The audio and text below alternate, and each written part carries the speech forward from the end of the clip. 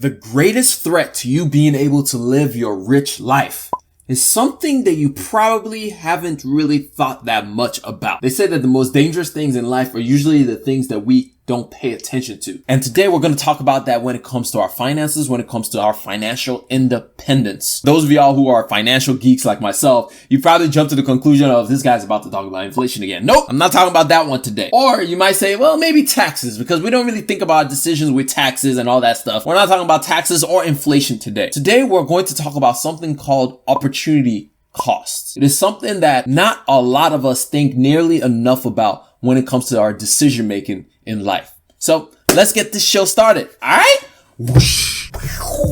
What's going on, people? It's your boy Kalechi back with another video. If this is your first time around these parts, hit that subscribe button. If you enjoy anything that we talk about on this video, hit that like button. Turn that thing, say it with me now, blue. But anyway, like I said, in this video, we're going to be talking about opportunity cost and how that can threaten our opportunity to live our rich life, live the lifestyle that we want to actually live. Anyway, before we get into anything, let me first of all define what opportunity cost is. Opportunity cost represents the potential benefit an individual, investor, or business misses out on when choosing one alternative over another. Because opportunity costs are by definition unseen, I like that, they can be easily overlooked.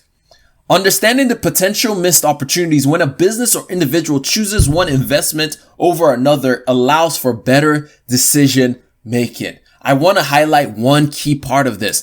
Because opportunity costs are by definition unseen, they can be easily overlooked. I don't know who said this. Every time you choose to do one thing, you automatically decide not to do something else. And we never really think of it that way. We just think like, I decided to do this. We never think about, well, when I chose this route, I never chose to do something else. Think about when you're in your car trying to go somewhere. You put the GPS on, it gives you multiple routes, and you have an opportunity choosing each of those routes at that point in time to say, okay, which one is going to get me there at the fastest pace. However, in life, we usually don't get those kind of options like this. It's never like, oh yeah, if you use this route, then you're going to get there at this point. If you use that route, you're going to get it at this point. It doesn't work that way in life. However, there are some things that we inherently can do to help us make better decisions. How I'm going to break down or discuss this today is using the idea of subscription services. The average consumer spends $273 per month on subscription services, which was up from $237 in 2018. We spend a whole lot of dollars on subscriptions nowadays. And the interesting part of this, and why I even thought about this topic, was what they found when they did the study. They said in 2021, 89% underestimated what they spend each month. In other words, we go back to that definition, it's unseen. It's like, oh, I can take like $5 here, $30 there, $20 here, $10. It's like, it's just small stuff. Like the Bible says, it's the little foxes. These things snowball to become a lot bigger things. Nearly half of all those who underestimated were off by between $100 to $300. But I just wanted to put together a little exercise, because one of the things that they did in here that I didn't like when they broke this down is they included everything. They included everything from your cell phone provider to your internet provider and all of that. They included that, your home security system, all of that. They included that in the subscription services. So I decided, you know what? We're going to switch this out. We're going to actually give people the benefit of the doubt, and we're going to do some simple maths to eliminate and reduce this number to actually see how much extra we're spending every month when it comes to subscription services. And I'm using myself as an example in the sense of I'm using somebody who is single, who lives by themselves, some of the things that we may have to take on for subscription services when we live by ourselves and are single. So I started off just saying like, okay, the total average was $273. Let's just say like, rather than the whole thing being like, oh yeah, like everybody's spending $273, let's take out a couple of things. Let's say, first of all, phone and internet, everybody needs to get both of those things, right? Like we can't really do much about it. We have to get those things to, even to this day and age, we're working from home a lot of the time to do a lot of different things. You need internet. And you also need your phone to be able to communicate and do what you need to do. So, and the average phone bill is about $40 for single people. So I'll just say $40 for individuals. And internet ranges from like $50 to $100. I'll say for good internet, you get $80. So, we have that. So now our new total is $153. So the question is like, okay, That's still pretty, still pretty up there. So what are some other subscription services that we may have? So we have things like Spotify, Netflix, Xbox Game Pass, Amazon, cloud storage. Those are some of the ones that we generally have. Those are the ones that I'm like, okay, it makes sense. We'll definitely have that. But when you take all of that stuff out, we still have, oh yeah, and we also have something maybe you're responsible for yourself and you're I need LifeLock. So I threw that in there as well. So now your new balance is $88, right? This is $88. 88 extra dollars. But then the question is how do we go from 88 to 273? How are we spending 273 on subscriptions?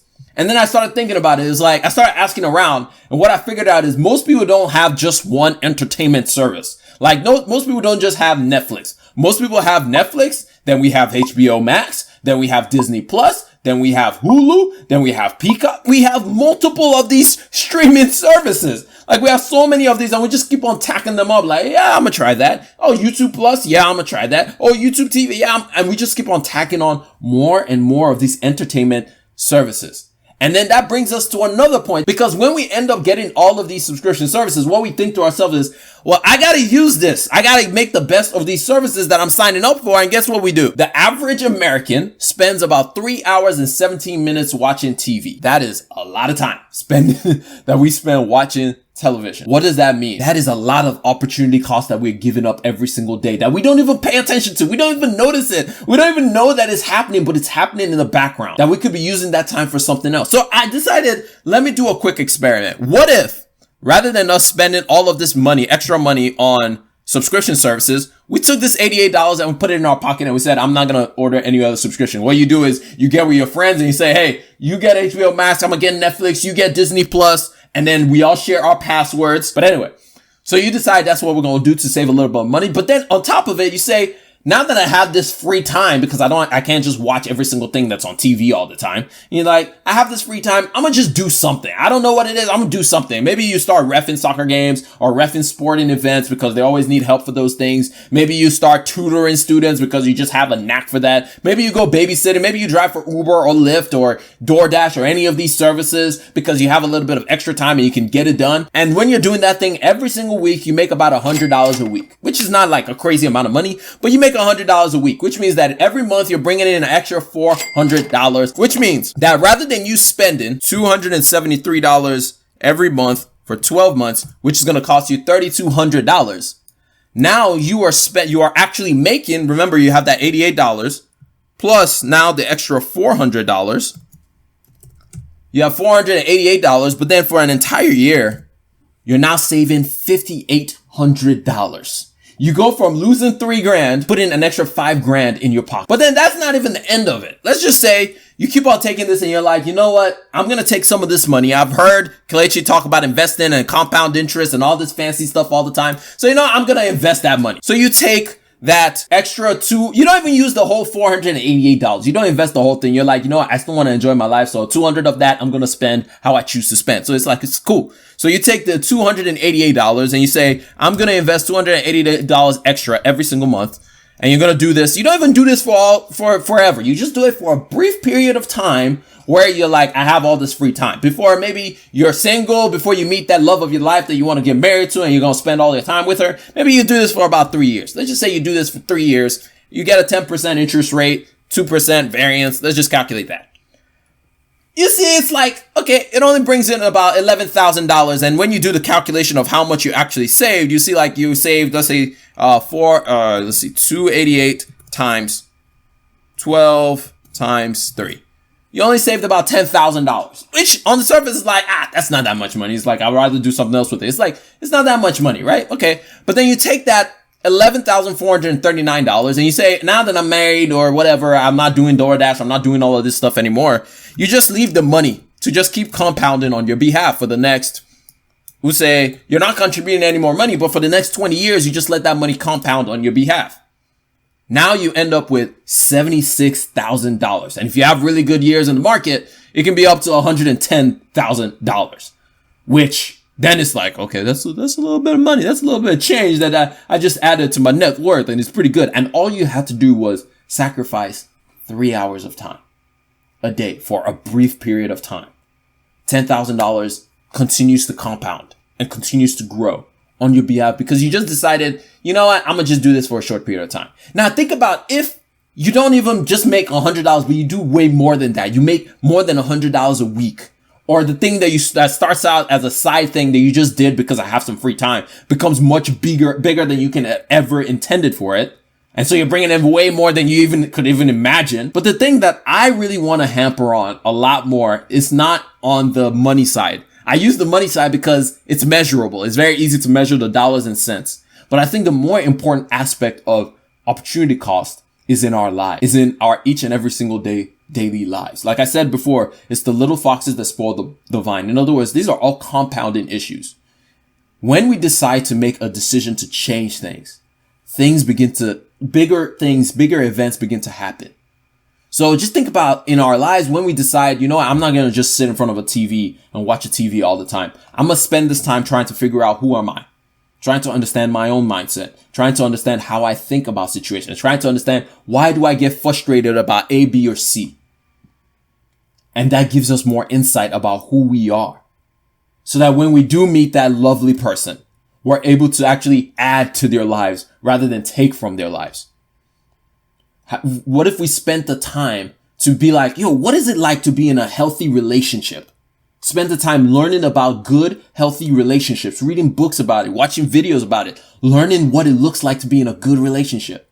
Or what would it be like if I had kids? Learning some techniques and some skill sets. I know it's like you will never know what it's like to have a kid until you have a kid. Yes, because there's just-in-time learning because you will learn as you go. But there are some things that we can prepare ourselves up for now. We can make things up. We can learn now to prepare ourselves up for things that we might do in the future. What if we took those extra three hours and we spent some of it at the gym to better ourselves, to make ourselves healthier, to make ourselves better? What if we just took those brief moments to just spend some time and impact on our lives? How great would that be?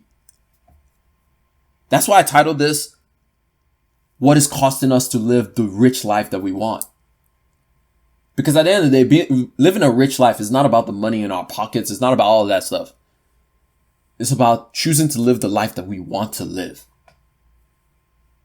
And so the question is, what are we doing with the opportunities that we have right now, especially for those of us who are single? The whole purpose of this video was targeted at people like me because it was a question I have to ask myself is, what am I doing with the time that I have right now? My roommate, he's literally like a giant, amazing chef. Like he cooks, and when he cooks, it's amazing. And people are always asking like, oh my God, how are you able to cook like this? The thing is like most people didn't see the amount of time that he spent in the kitchen, learning new techniques, learning new skills, practicing different things to get it to the point that it needed to be. Like I make fun of him all the time, but I still see the work that he puts in because he puts in serious work. When we are over here doing nonsense, he's over there like learning techniques for him to become better and better at his craft. So the question is, what is our craft? What are we spending time to get better at? Or are we just kind of like, I don't want to. That's the question we got to ask ourselves. But anyway, that's all I got for y'all in this video. I hope y'all learned one, maybe two things out of this entire thing. And I hope we start thinking about lives, not just in terms of the decisions that we make on a daily basis, but also the opportunities of the decisions that we're giving up. And start making better decisions. Like the definition says, understanding the potential missed opportunities when a business or individual chooses one investment over another allows for better decision making. Better decision making. But anyway, I'm gonna catch y'all up in the next one. Remember, generosity is always greater than greed. God bless each and every single one of y'all, and I'm out. Peace. Whoosh.